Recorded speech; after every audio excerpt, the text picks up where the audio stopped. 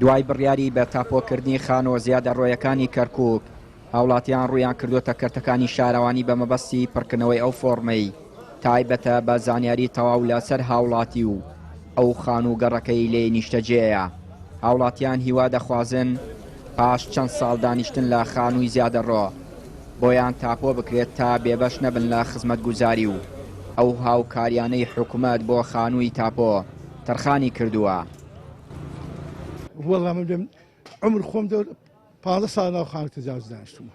ئارە بەخوا ئیشکارم نییە، ئیشکارم سایق تەکسیم.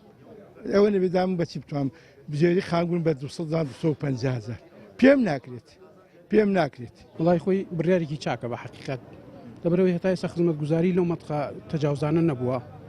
ئێستا گەرەوە بکرێتە تاپۆ خزمەتگوزاری زیاترە بێت. یعنی شتێکی چاکە لێرێش خەڵک بێئومێد بووە بە حەقیقەت تا ئێستا. یعنی خانوویەکی نییە، سکونایەکی نییە تیادا بنشێ. ئەگەر بگرێتە تاپۆ ئەو کاتە خزمەتگوزاری زیاترە بێت. کابرایتر هەستەکات هەیە لەم شارە، صاحبی شارەکەیە.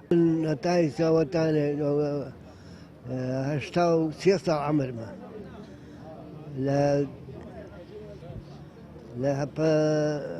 58 هام لە کەرکووک ئەوە دە تەحقیق کراوم بۆ سلێمانی 33 ساڵ لە سلێمانی بوومە.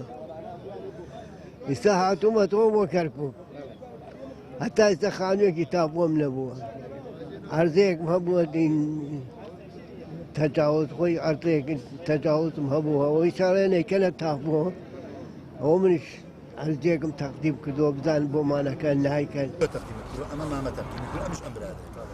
سەرۆکی شارەوانی کەرکووک لە پەیامەوە ڕوونکردنەوە لە سەر و کەسانە دەدات کە ناتوانن خانۆکانیان تاپۆ بکەن، بەڵام هانی هاوڵاتیان دەدات فۆرمەکە پڕ بکەنەوە تا هەر بڕیارێکی دیکە درا زانیاری تەواویان لابێت. ئەوەی کە شمولی ناکا بۆ ئەوەی ڕوون بێ، ئەوەی زەوی بێ شمولی ناکا، ئەوەی سیاجی کرده بێ و هیچی تیانە بێ شمولی ناکە، ئەوەی سیاج بێ و مشەیەدات غێر ثابتە وەکو کەرەڤانێ یان هەر شتێکی دانابێ ئەمە شمولی ناکە.